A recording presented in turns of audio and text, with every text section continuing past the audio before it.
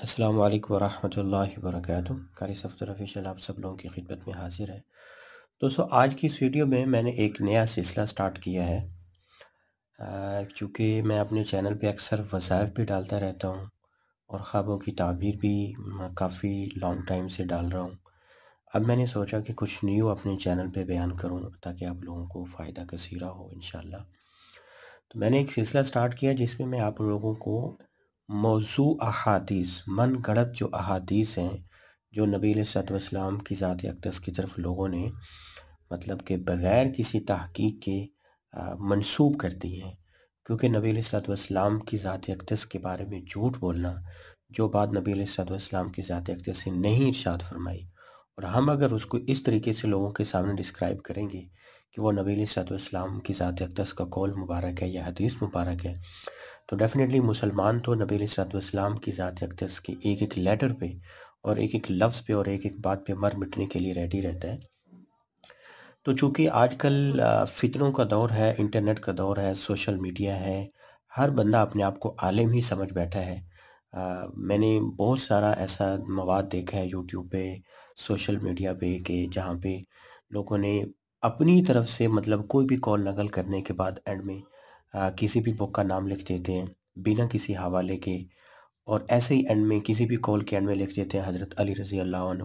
مطلب لوگوں کو یہ لگتا ہے کہ یہ فلاں کا کال ہے، یہ فلاں کا کال ہے، اور اس کو پھر اسی ہی شخصیت کا کال سمجھ کے آگے پھیلا دیا جاتا ہے، جبکہ نبی علیہ الصلوۃ والسلام کی ذات اقدس نے ارشاد فرمایا کہ جو بندہ مجھ پر جان بوجھ کر جھوٹ بولے گا فَلْيَتَبَوَّأْ مَقْعَدَهُ مِنَ النَّارِ، بس اسے چاہیے کہ اپنا ٹھکانہ جہنم میں بنا لے۔ تو یہ بڑا ایک سینسٹیو ایشو ہے جس کو میں نے یہ سوچا کہ آپ لوگوں کے سامنے ہائی لائٹ کروں۔ انشاءاللہ ہم اب جو میں یہ سلسلہ سٹارٹ کر رہا ہوں، اس میں ہم بہت ساری ایسی احادیث جو مطلب کہ عوام الناس میں بہت ہی زیادہ، ایون کہ علماء کی سرکل میں بھی یہ چیزیں بہت زیادہ فیمس ہو چکی ہیں، انہیں لگتا ہے کہ جیسے یہ کوئی حدیث پاک ہے، یا موسٹلی اکثر ایسا ہوتا ہے کہ حضرت علی رضی اللہ عنہ کے نام سے بہت ہی زیادہ اقوال ہیں جو ہمیں سوشل میڈیا پہ بکثرت مل جاتے ہیں۔ میں نے سوچا کیوں نہ اس کی جو حقیقت ہے وہ آپ لوگوں کے سامنے بیان کی جائے تاکہ ہم اپنی جو آخرت ہے اسے سنوار سکیں۔ تو دوستو، ڈیلی کی میں کوشش کیا کروں گا 3 یا 4 ایسی احادیث پیش کروں جو ضعیف احادیث ہیں، جو ضعیف احادیث ہیں مطلب کمزور ہیں۔ آپ یاد رکھیں کہ حدیث کوئی بھی کمزور نہیں ہوتی۔ ضعیف حدیث کا مطلب یہ ہوتا ہے کہ اس کی جو سند ہے، مطلب اس حدیث کو جو نقل کرنے والے جو راوی ہیں ان کے اندر ضعف پایا جاتا ہے، کسی کے حافظے میں ویکنس پائی جاتی ہے، اور کسی کے مطلب کہ وہ مطلب اس کی سچائی میں کمزوری پائی جاتی ہے، کسی کا جو عدل ہے وہ ویک ہوتا ہے، تو اس لحاظ سے حدیث کو ہم ضعیف کہتے ہیں، مطلب اس کی سند ضعیف ہے۔ تو دوستو، آج کی جو میں نے 3 احادیث ایسی سلیکٹ کی ہیں جو انشاءاللہ میں آپ لوگوں کے سامنے بیان کروں گا، اس میں سے سب سے پہلی احادیث یہ ہے: آخر اربعہ فی الشہر یوم نحس مستمر، کہ مہینے کا آخری جو وینسڈے ہے، جو بدھ ہے، وہ مسلسل نحوست کا دن ہے۔ اب یہ ایک حدیث ہے، یہ اکثر عام طور پہ یہ جو مطلب کہ دینی حلقہ سے تعلق رکھنے والے جو لوگ ہیں ان کے ہاں یہ چیز زیادہ مشہور ہے۔ ہم بھی جب سٹڈی کرتے تھے تو وینسڈے کو ہی ہماری جو کلاسز ہیں، وہ نیو ایئر کی کلاسز ہوں یا مطلب کہ چھٹیوں کے بعد ہم پڑھنے کے لیے جایا کرتے تھے، تو ہمارے اساتذہ اسی دن سے ہی سٹارٹ کروایا کرتے تھے۔ اساتذہ نے تو نہیں کہا، لیکن ہمارے مائنڈ میں یہ ایک بات بیٹھی ہوئی تھی کہ جیسے کوئی بدھ کا جو دن ہے یہ کفار کے لیے منحوس دن ہے۔ تو یہ حدیث بھی میں نے آپ لوگوں کے سامنے بیان کر دی ہے، جو لوگ اکثر بیان کرتے ہیں کہ مہینے کا جو آخری بدھ ہے یہ اس میں نحوست پائی جاتی ہے۔ تو علماء محدثین نے جو مطلب کہ اسماء الرجال جن کو کہا جاتا ہے، انہوں نے اس حدیث کو کیا کہا ہے، ابھی میں آپ کو اس کے کچھ ایک دو قول ذکر کر دیتا ہوں۔ اس کے بارے میں حضرت امام ابو حاتم رحمۃ اللہ علیہ نے ارشاد فرمایا کہ اس حدیث کے اندر ایک راوی ہے جس کا نام ہے سلام بن سلیمان، یہ متروک الحدیث تھا، مطلب یہ ایک ایسا راوی تھا جس سے لوگوں نے حدیث لینا ترک کر دیا تھا۔ تو یہ اس کی پہلی دلیل ہے کہ یہ روایت ٹھیک نہیں ہے۔ دوسری، حضرت حافظ ابن حجر رحمۃ اللہ علیہ نے ارشاد فرمایا کہ یہ روایت منکر ہے، مطلب یہ روایت بھی حد درجے کی ضعیف ہے، اس کو قابل قبول تصور نہیں کیا جا سکتا۔ دوستو، ابھی میں آپ لوگوں کے سامنے دوسری جو حدیث ہے وہ پیش کرنے لگا ہوں، بس میں کسی بھی حدیث کے آخر میں 2 یا 3 ایسے حوالے نقل کر دوں گا جس سے آپ کو آئیڈیا ہو جائے گا کہ یہ حدیث ٹھیک ہے یا ضعیف ہے۔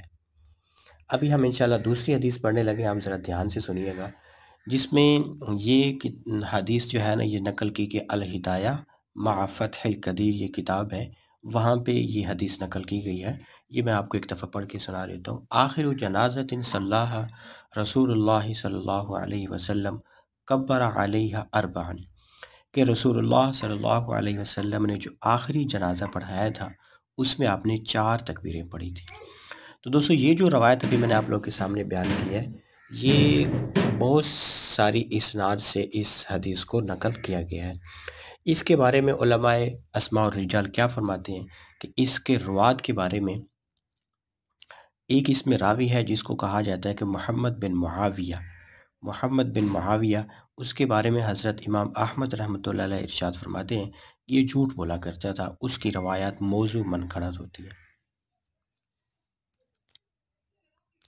امام یحییٰ بن معین نے بھی ایسے اس بندے کو کذاب شمار کیا، مطلب یہ بندہ حد درجے کا جھوٹ بولا کرتا تھا۔ تو اسے پتہ چلا کہ یہ والی جو روایت ہے جو عوام الناس میں مشہور ہے کہ نبی علیہ الصلوۃ والسلام نے جو آخری جنازہ پڑھایا اس میں آپ نے 4 تکبیریں پڑھی تھی، حالانکہ ایسا بالکل بھی نہیں ہے۔ علماء محدثین نے اور مفسرین نے لکھا ہے کہ نبی علیہ الصلوۃ والسلام نے کوئی ایک مطلب کہ پرٹیکولر کوئی تعداد فکس نہیں کی تھی۔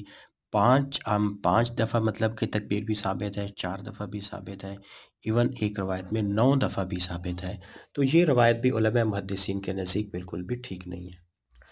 دوستو تیسری جو حدیث ہے وہ یہ ہے کہ آخر الدواء الطب القی، علاج کا جو آخری طریقہ ہے وہ ہے داغنا۔ کسی زمانے میں علاج کا ایک طریقہ کار یہ بھی ہوتا تھا کہ جسم کے جس حصے پہ تکلیف ہوا کرتی تھی اسے کسی بھی گرم چیز سے داغ دیا کرتے تھے۔ تو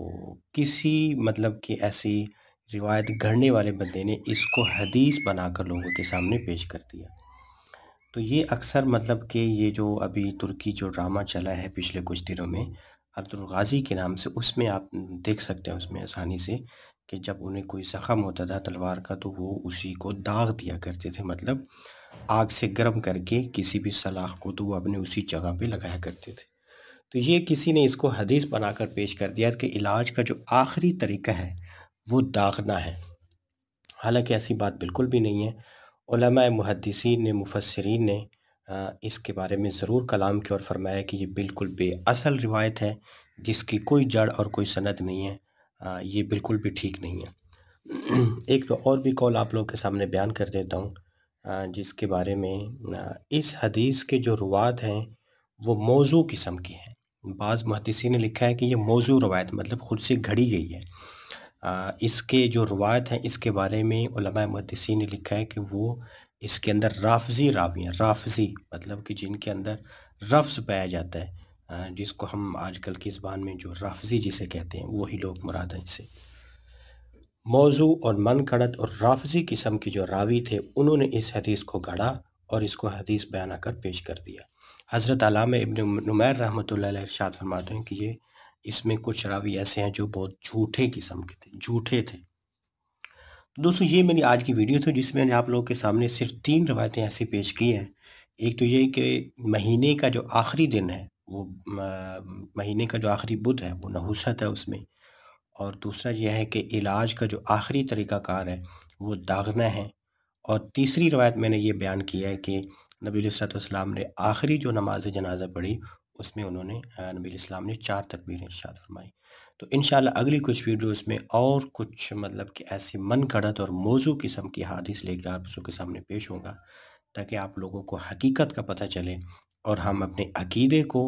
اور اپنے عمل کو ٹھیک کر سکیں۔ دوستو چینل کو سبسکرائب کرنا، ویڈیوز کو لائک کرنا، شیئر کرنا، کامنٹ کرنا بالکل نہ بھولیے گا۔ السلام علیکم ورحمۃ اللہ وبرکاتہ۔